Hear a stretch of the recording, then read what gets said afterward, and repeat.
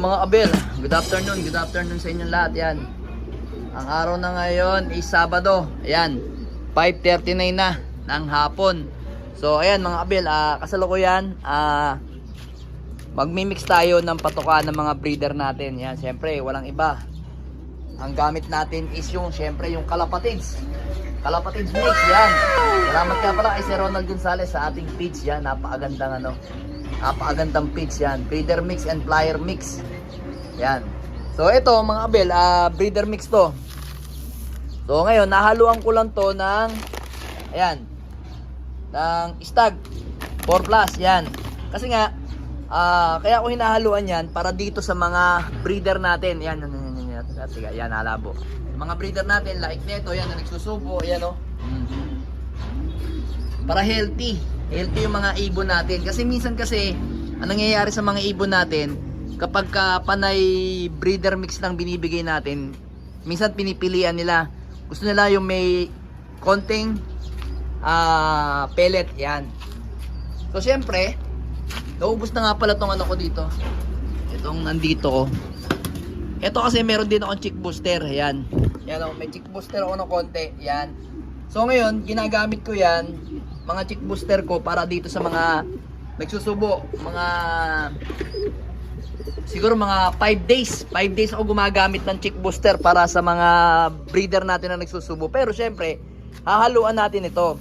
Kumbaga, sa umaga, bago tayo umalis sa pagtitinda, pakakainin ko muna nito ng breeder mix ng Kalapatids. Then, bago umalis, lalagyan ko siya ng chick booster, isang scoop lang ilalagay ko dyan mga abel. Then yun nga, hanggang pagdating namin ng tanghali, ito ulit yung sasalubong ko sa kanya. Then bago matulog ng mga alauna, alas 2, magbibigay uli ako ng chick booster sa kanila, sa mga nagsusubo lang ha. Sa mga nagsusubo lang. Doon sa mga hindi pa ako nagbibigay ng chick booster dyan. Yan. So yun no. Ayan, nakawalay pa rin sa atin si Rigor. Sa ating Rigor, si Rigor Di Magiba. Tapos ang asawa niya si Peter Masyalan. So ayan. Then eto, ayan, naglalandian na sila. Ito, ayan. So kukuha nga tayo dito ng first second clutch. Ganon din dito. Dito sa Peter B natin, then dito sa Vandenbroek natin na may pasok na Peter Prest, and dito ayan kay Juana at saka kay Arandok. Yan, kukuha rin tayo second clutch. Then dito rin, so malapit na, ililipat na natin yung mga itlog na yan by Monday o hanggang Wednesday. Ito ililipat ko rin yan by sabay-sabay na by Wednesday. Ito tatanggalin natin ang egg neto tsaka neto. O taasan pa, sino gusto itlog ng mga ibon ko to? Ayan o, ayan. So syempre pagka papakain na lang natin yung mga itlog niyan doon sa ating alagang si Bochog. Yun, nagtatago. Tsaka yung isa nating alagang si Blue, yun no. Yan. Ito yung pwesto natin mga abel, yan. Ganda, yan. So ngayon mga abel is Saturday ngayon. Pupunta ako mamaya sa Hagonoy. So mamaya na natin ano yan. Haluan. O paghahalo-haluin yan. Tapos yan ang gagamitin natin pang mix sa breeder natin. Yan yung pang mix natin sa breeder. So yun, itong sabihin na lang natin nasa 5 to 6 kilos na to, plus ito 7 kilos. Gagawin ko dyan, imimix ko yan mga abel. Pagka mix ko dyan, lalagyan ko ng binder, tapos lalagyan ko nyan. Yan yung panlagay natin. Tsaka ito yung ganito, yan, golden powder. Yan, tig isang kutsara lang mga abela ilalagay natin dito. Tig isang kutsara na ganun lang ilalagay natin dyan. Para lang meron silang makukuhang vitamin sa patoka. Yan. So ito naman kompleto na mga abelo. Kita nyo, basahin nyo na lang. Ayan kompleto na yan mga abelo. Para sa mga natin, sa mga breeder tsaka mga young bird natin. Para healthy pa rin sila kahit nagsusubo sila. Then ngayong Sabado, open natin to. Tapos tayo magpakain dito sa mga breeder natin mga abelo. Yan ito nyo naman ayan. Then dito mamaya magkaarga tayo ng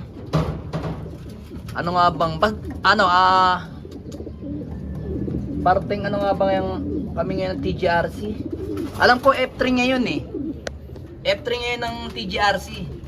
Parting Pangasinan. Parang season Pangasinan nata. Ayan. So ito yan, kaarga natin. So ngayon, magpa-fundraise 3 tayo pero hindi natin ito mai-entry mga kabel. Para siyang ano, tinamaan siya ng konting icon do, makikita niyo mga kabel yan. Yan, di naman yung may tama, tiga. Gawa natin ng paraan para may ilaw. So yan mga kabel, oh, dilagyan lang natin ng ilaw. So yan oh.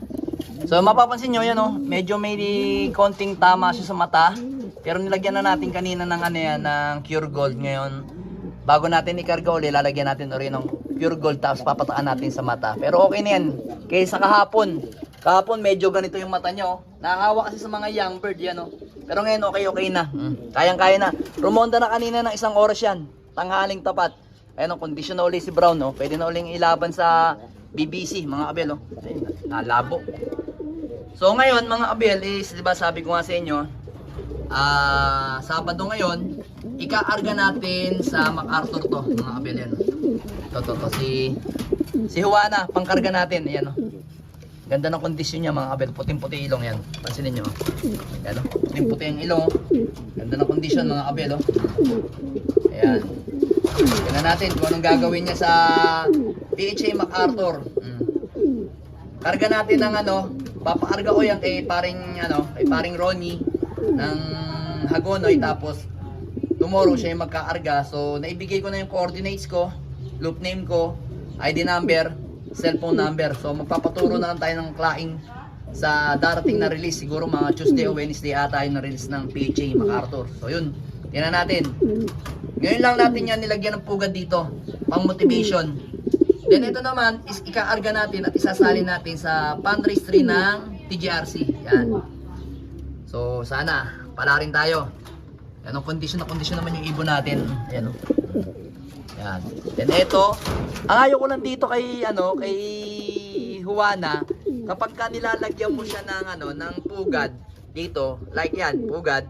So yung kanyang sipit-sipitan nabuka kaagad.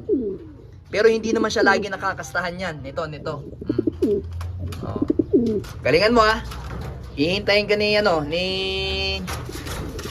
Peter B. Pasaway ha. Hihintayin ka hanggang Wednesday, Thursday. Kung saaling Wednesday, Thursday, paawalan yung MacArthur. Galingan mo ha. Ito po, mga kabel, is ang huling bitaw nito is Sorsogon. Yan.